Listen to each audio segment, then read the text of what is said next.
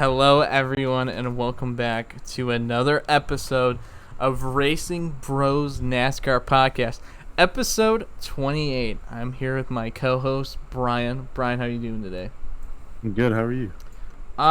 Great. I feel like every time I say the intro, when I read the name, I feel like it gets slower and slower every week. Like, at the end of the season, I'm gonna be like, hello and welcome to, I'm gonna be speaking like that slow. I don't know. I'm gonna have to make a compilation of me just starting off the intro and just progressively getting to half speed. I feel like that would be good for the children. By the time that the episode's over, all it is just the title. Just the title. No, just our notes. I'm just gonna take a photo of our notes and be like, "This is the podcast." Podcasts are gonna be 4 images: 2 of the notes, and then 2 of the sky, because the sky is pretty. Anyways, so open segment, I guess. We're gonna be talking about personal stuff. So my setup might look a little different. If you're listening on audio, look at our YouTube video if you really care. If not, it really doesn't matter. So with my setup in my home, I had 3 monitors. So I'm a little triple boy. I had all 3 monitors. My parents would call it a command center, which I thought was hilarious. But I had this monitor that Brian gave me. It was for free. It was this old monitor. If you remember when flat screen TVs came out, remember how thick it was? Instead of what they have now, which is paper thin. Remember how thick flat screen TVs were? Brian? Yep. Okay. Yep. It was that monitor was came from that era because it was super thick, the border and stuff. So I have 2 other similar monitors which are thin. So I always mounted my webcam on this thick border or whatever box on the monitor because it would always hold it. Because how my webcam it has thing underneath where you just basically connect it, and the connector is too wide for my other thin monitors, so I just put it on the middle thick one because the big boy, we're just gonna call it big boy, the big boy monitor was always in the middle, so I just I'd point it towards my face when we do podcasts, and then I'd point it towards my steering wheel when I would stream. And that monitor unfortunately yesterday broke. Tried it again today. Changed out different plugs. Tried monitor instead HDMI port because I use display port for my other monitors. Tried that. The other monitors work in the HDMI port, and that one did not. So I was going to use it for my PlayStation because I have my PlayStation next to me. I'm like, okay, well that could be the designated PlayStation monitor. Still didn't work, so that monitor is dead, unfortunately, Brian. It had a long life though. Yeah, it did. It was pretty old, but yeah, it would boot up for about 15 seconds and then immediately go black. So that was kind of the problems. I tried mostly everything for an hour. But yeah, that monitor's dead. So now I'm down to 2 monitors. Currently, my webcam is not on my computers, my monitors, because you could notice that I'm a little bit lower than I usually am, with the webcam wise. It's on a jar right now. Because that is the only thing I could find that was tall enough to be normal and not be weird. I was gonna put it on something else, but it didn't really work, and it's kind of bulky. So I just put it on this thin jar. It's this glass jar that's pretty tall. And you put coins in and stuff. So that's currently my setup. So we are really fancy over here at Racing Bros Inc. So I have a webcam sitting on a jar right now. talking to you guys. So I hope you accept me for being a little lower than what I usually am. It just looks a little different. It's not anything like super weird. You're not like on my actual desk staring up in the sky at me, because that was like the only other thing I could do really. So you guys are on a jar until we get another monitor. So hopefully we get another monitor soon. But my girlfriend's 21st birthday is coming in full swing now. So we might have to wait a little bit on the monitor, because girlfriend's birthday plus a big milestone equals Zach broke. So we have to definitely wait a little bit for a monitor, I would say. But yeah, that is the current state of our setup. Brian, how is your setup? Do you have anything go wrong with your setup? Is your life okay? What's going on? My keyboard's starting to degrade a little bit, but that's really about it. Can you still type the R, the B, and the P? Yeah. Keys. Okay, that's all you need. Because RBP, that is Racing Bros Podcast. That's all you need. You only need those 3 letters. Yeah. So. But please send us donations or click on our Instacart link to send us money so we can get a new monitor and keyboard. So if you guys go over to our link with Instacart in our bios or the webs or what we have connected on our socials, you can help us out. But if you guys, Shameless plug. yes, of course. But yeah, if you guys haven't tried out Instacart, it's a great app.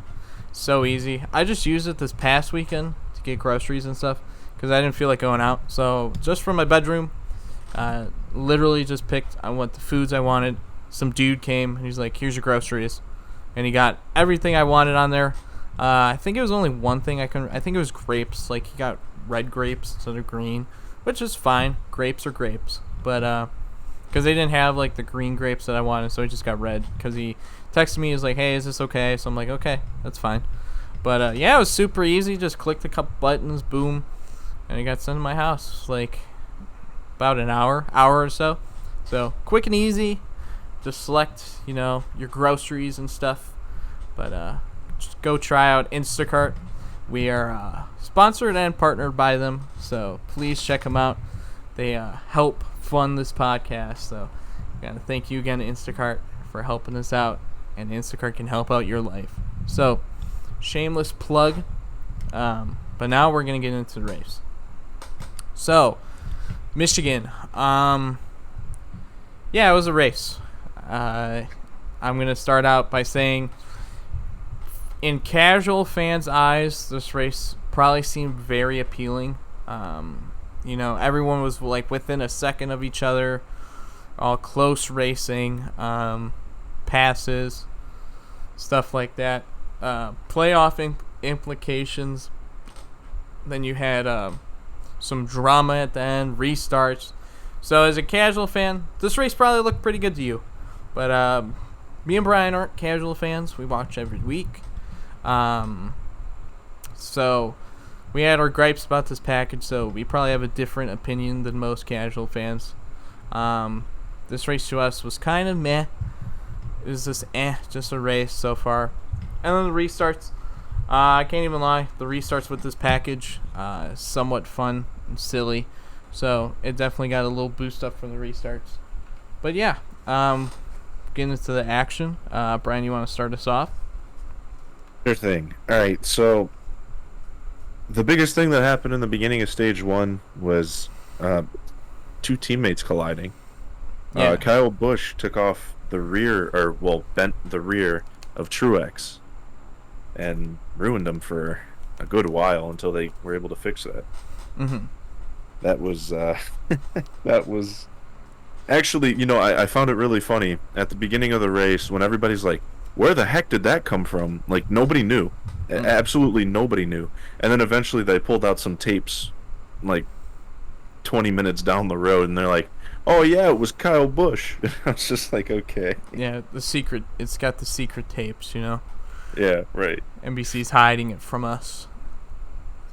Oh, so then I don't know how this particularly happened, but I noticed Kevin Harvick was falling hard, and his tires were just like they were gone Yeah, pretty cause fast.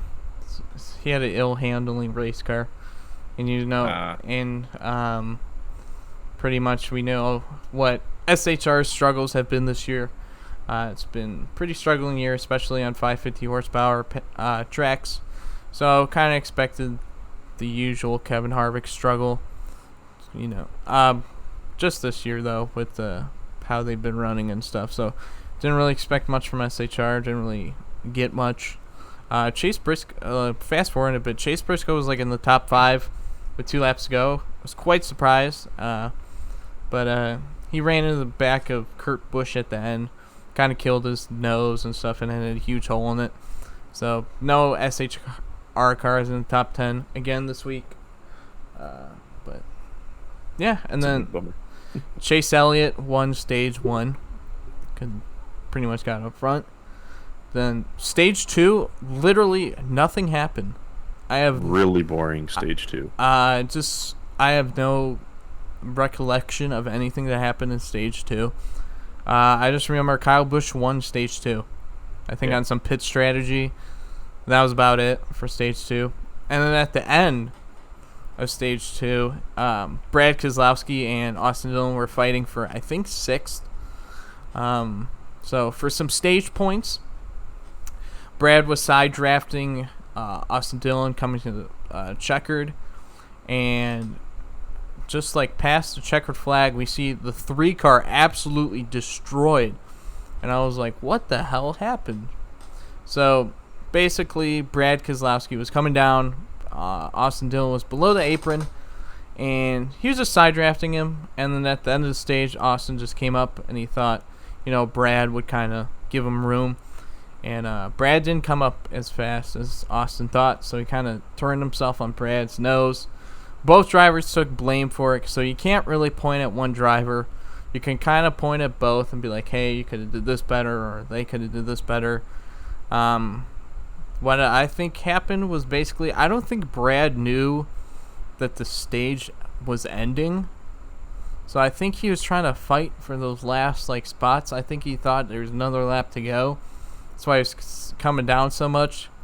And I think Austin was like, hey, well, it's on the stage, so I'm going to pull up off the apron. So just came together. It's unfortunate because he had Austin Dillon fighting for a playoff spot. Just destroy his car. And he had a fast number 3 on Sunday. So it was unfortunate to see Austin Dillon get together. But it was just pretty much, just they're coming together. It's a racing deal. It's no one's fault. They both feel terrible for it. Austin Dillon immediately apologized to his crew guys, and then Brad felt so bad on the radio, and then afterwards he even put something out on Twitter. So this kind of, it happened. Stuff happens, but it's unfortunate for Austin Dillon trying to fight for that last playoff spot. And I'm sure Brad didn't want to make an enemy in the playoffs, just to deal with the 3 car, because he'd probably be running around him. So he didn't want to make his job harder in the playoffs and maybe have Austin race him harder or whatever because of this incident. So seemed like both guys took fault there. I'm sure they would do something different if they could have that one back. But yeah, fortunately, it turned Austin Dillon on the wall, destroyed his car. But that was on the stage 2. So now we'll go to the final stage. Again, not a lot was happening. Some passes. Not a whole lot of passes for the lead today. I don't think there's even a pass for the lead on green flag without the stops. But some pit strategy came at the end. It was I think William Byron pitted a lap before or with Kyle Larson. So the Hendrick guys came together. And no, William Byron pitted early. So he beat Kyle Larson off pit road with about 20 to go. and they're kind of fighting each other off, and then something happened, Brian. We had a rain caution. They said there were some raindrops, and people at the track said it was raining. I just want to give NASCAR a little shout out for, maybe they called it a little early, but I will take a little early all the time. Unless I would take early anytime before we called it too late, so we don't have the New Hampshire mess or what happened at Coda. Okay, so I will take a little early rain caution instead of late. So good job, NAS. Thank you for calling the caution. I heard a lot of people say it was raining, so it cleared up pretty fast though. So it was just like mostly a cloud or a little like cell broke in, but I will give them credit there. Good job. They actually did something correct, race control. So appreciate that. I definitely agree on that. Yeah, I mean, little early caution. Maybe they could have raced it out, but we do not want New Hampshire again, especially at Michigan, where they're reaching about 190, 195. That would be really bad.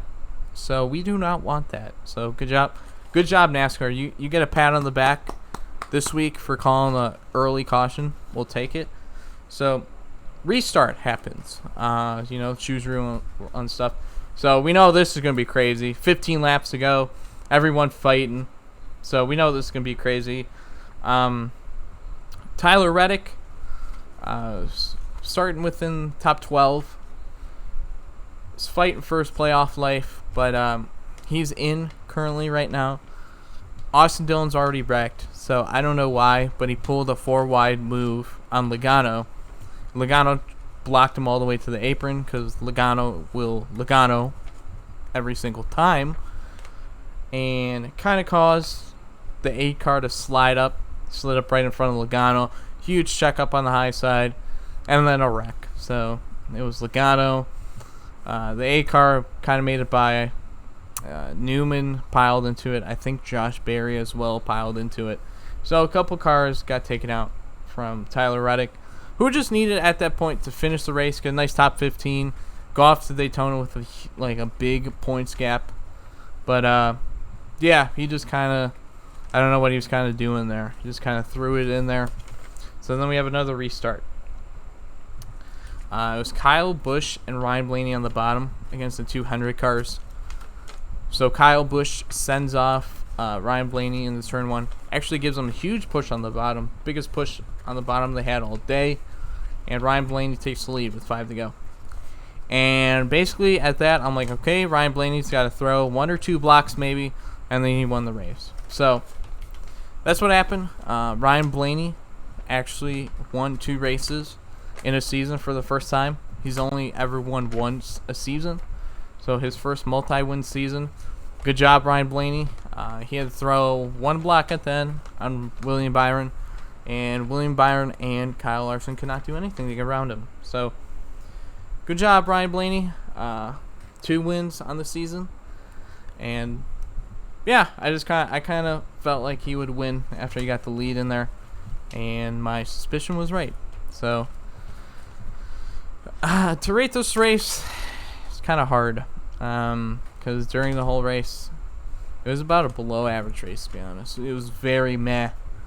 It's just not anything was happening. Just riding single file, usual Michigan stuff. And then the restart made things goofy. All the blocking and the trying to go past them and trying to suck in the right rear of people and going 4 wide. That was all crazy. We always with this package, the restarts are insane. So the restarts kind of helped. I guess a little chaos in me liked it. So I gave this race an average rating. I gave it 50 out of 100, directly in the middle. I think if you're a newer fan, or I don't want to say newer, I want to say like casual fan, you think this would be a pretty good race, but to more longer term fans or hardcore fans or whatever you want to call us, just we know the package really hurts trying to pass the leader and stuff, and we know it's all an air game. So, and I'm unfortunately hurt in this scenario. So, I thought Michigan was an average race at best. I gave it a 50 out of 100.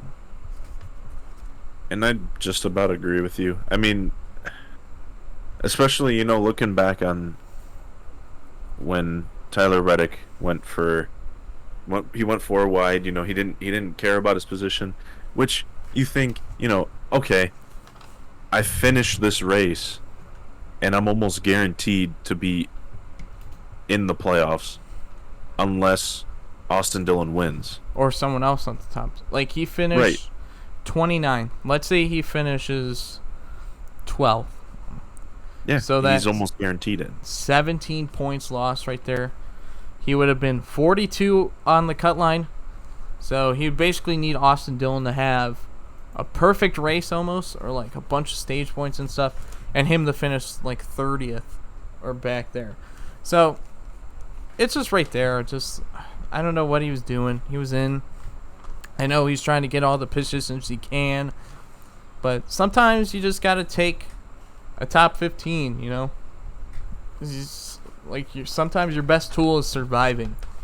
Just, just finishing out with a 13th. I know it's not sexy. I know it's not anything to be wowed about, but if you finish with a 13th there instead of 29th, you have a bigger cushion for a Daytona. Now you only have 25 points.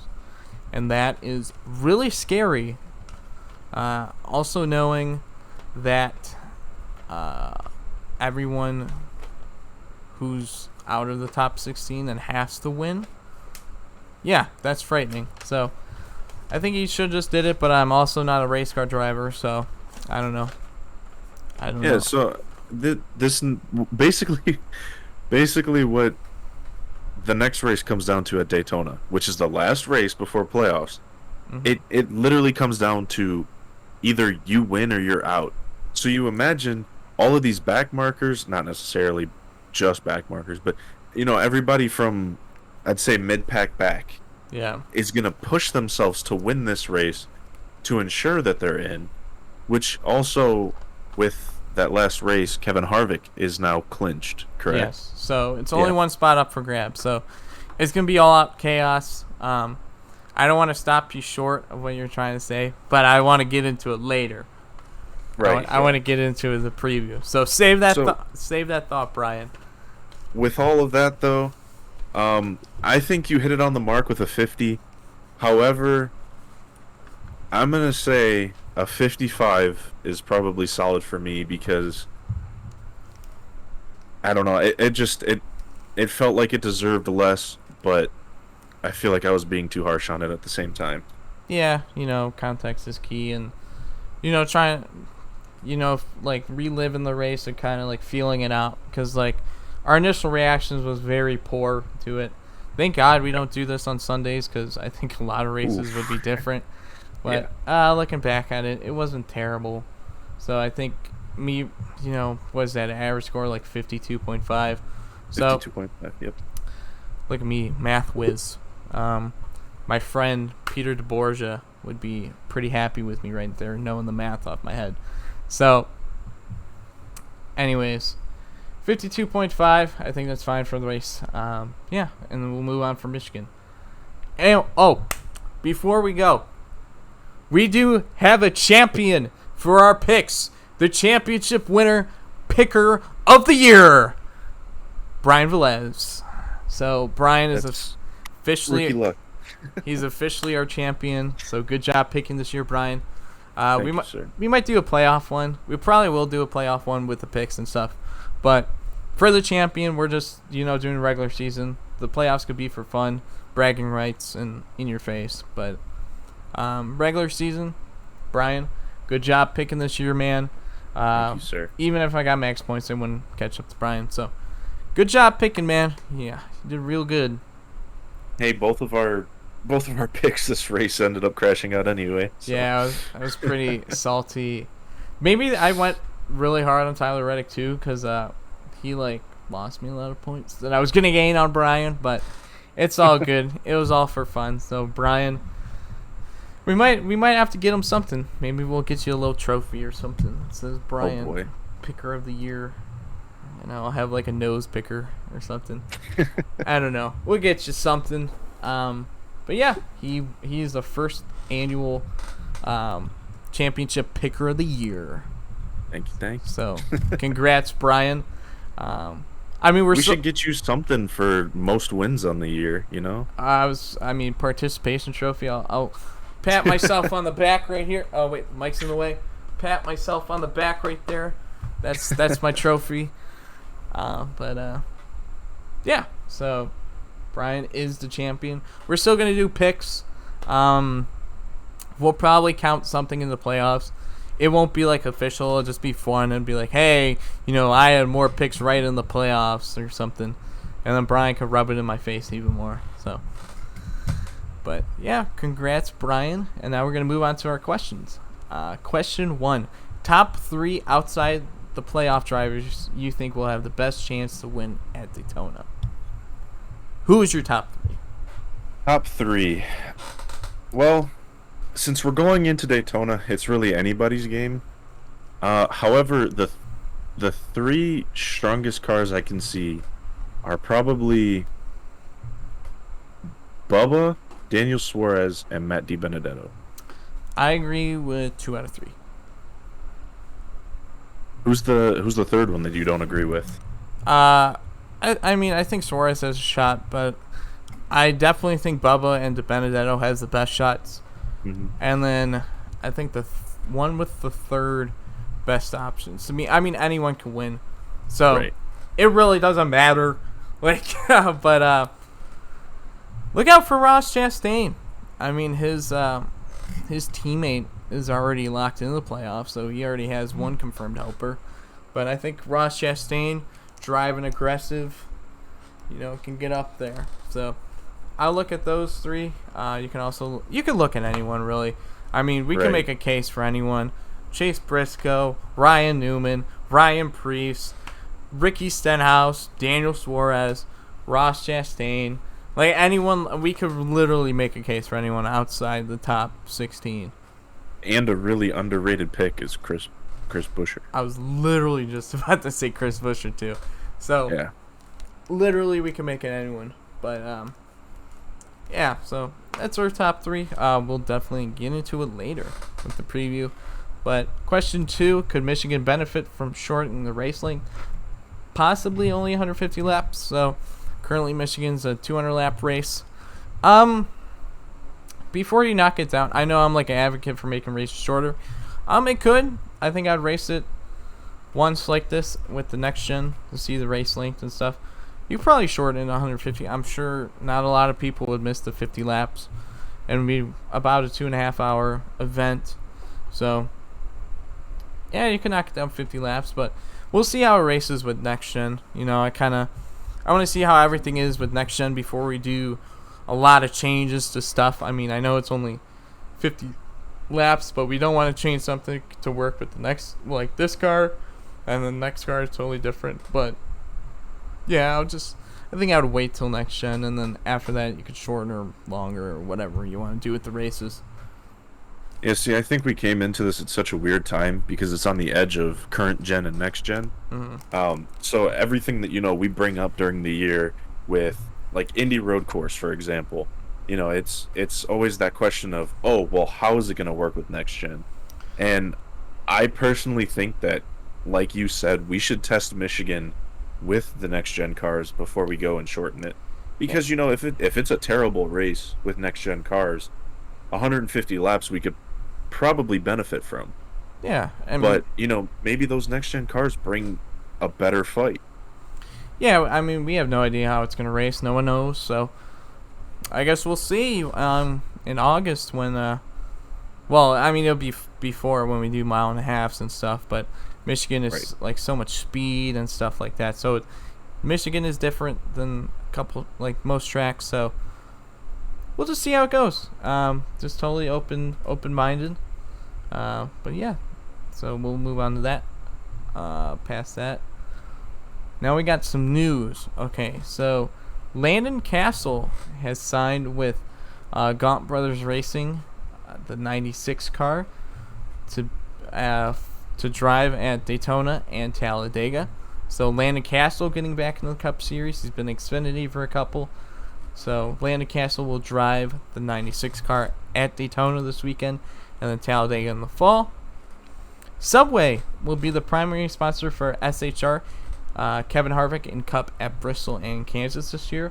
No paint scheme yet, but Subway is now taking over the Jimmy John's kind of spot. So Jimmy John's is getting out of the sport.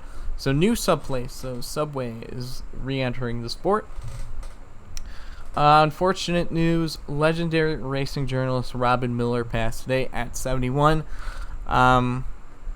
Just such a legend in the sport.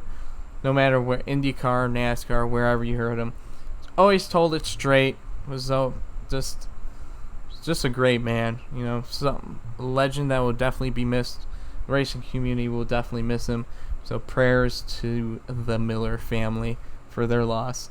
And then some news that we just heard a little bit ago. Cup Series director Jay Fabian facing animal cruelty charges in North Carolina. He has a court date set for September 27th. So news and stuff is still coming forward. So we'll keep you updated on that story. But yeah, he stepped down as a Cup Series director right now. So there's other people taking his place. So he's stepped down as of now, and he's facing those animal cruelty charges in North Carolina. So now, big boy news. Not news. Big boy preview. Daytona. Again. Regular season finale. So I don't even know how to preview this race. Like, how do we preview this, Brian? Do we just say, like, I can't say anything else, but this is going to be must-see TV. Oh, for sure. Like, that's going to be the number one headline because of the fact that there's so many cars that want to get into the playoffs. mm-hmm. I mean, you're going to have great racing no matter what. Like, if this was the beginning of the season, we saw what happened at the beginning of the season. If this was last year, we saw what happened last year. Oh, yeah. So I feel like Daytona is always like the prime, maybe not for the best racing, but definitely for the best finishes. So, you know what? This is going to set the tone for the playoffs, is essentially what you should think. Daytona is magical. It's just, I mean, I can't stress enough. Also, since that first time we previewed Daytona back in February, I've also been to Daytona since that time for the first time ever. Definitely have to go back. Bring Brian with me. 2022 Daytona 500. I wish. Hey, maybe. But Maybe, yeah. I wonder if tickets are already sold out. But anyways, Probably. Daytona, magical place. I was actually on the track, just looking at it, seeing the facility. I was blown away. I've seen it all on TV. The banking, just the history there, just everything about Daytona. Just it's a special, special place, and it will be Saturday night. All those guys trying to fight for the playoffs. I mean, this is must-see, prime time, TV, change your plans. I'm kind of mad that side thought. I do this league race on Saturdays, and it's going to be going on this time during the channel. I'm so mad that I have to do this race, and I'm like, I just want to watch Daytona, but I'm going to be watching afterwards, so I'm going to watch it before, and then hopefully I don't get it spoiled during the race. And then I'm going to watch it immediately after. Turn off my phone. Go out to the, see outside world. I am watching Daytona. And I'm just going to love it, man. So it's going to be crazy. It's going to be chaotic. A lot of guys going for wins. Everyone wants to win at Daytona. Everyone's trying to get, some guys trying to get in the playoffs. Other guys locked in. So who cares if they only bring back the steering wheel? They're trying to get a win. More playoff points. But it's going to be crazy. Originally, last year, I thought they were doing it wrong by moving it from July 4th, which has been every year. But I got to applaud NASCAR for this one. This is must-see, man. Must-see right here. This is the race that's going to tell us everything. To start off the playoffs, this is the last race of the regular season. I know I'm like super hyped about this, but I just can't wait, man. Can it be Saturday? Oh my god. Man, I honestly can't wait. This might be the one NASCAR race that has like the highest numbers. And if it does, that's great, honestly. That would be great, but I know I'm watching it. I hope you're watching it. Brian, you're going to definitely watch it. I hope everyone watching it. I'm going to be streaming and racing. Don't spoil it for me, I swear. I will ban you from chat. But what we could do is, since you're racing on Saturday, we can do like a screen share Sunday evening and act like that's when it is, I couldn't wait till Sunday evening. Fair enough. Right, literally right after like the stream ends, it's gonna be stream end. Zach's gonna go on TV and watch it. That's my plan. So yeah, I couldn't wait till Sunday evening. Sorry, but yeah, that's gonna be must see TV. Literally anyone is gonna go for the win. Literally anyone can win. I mean, you got Denny trying to go for a regular season playoff. You're trying to get Bubba Wallace his first win going to the playoffs. Matty D racing for his career, trying to get into the playoffs for a next ride next year to show that he's a cup winner. Daniel Suarez trying to get to the playoffs for a new team. Ryan Preece trying to save his career. Ricky Stenhouse trying to get into the playoffs. It's just Ross Chastain trying to get into the playoffs.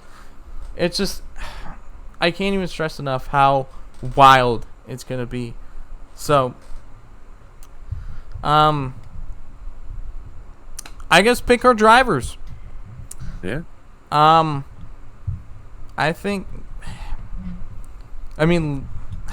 it's hard to pick a driver. I'm going to take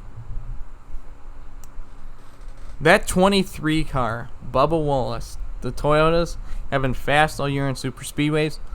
Bubba Wallace has 4 teammates that are all in the playoffs, locked in.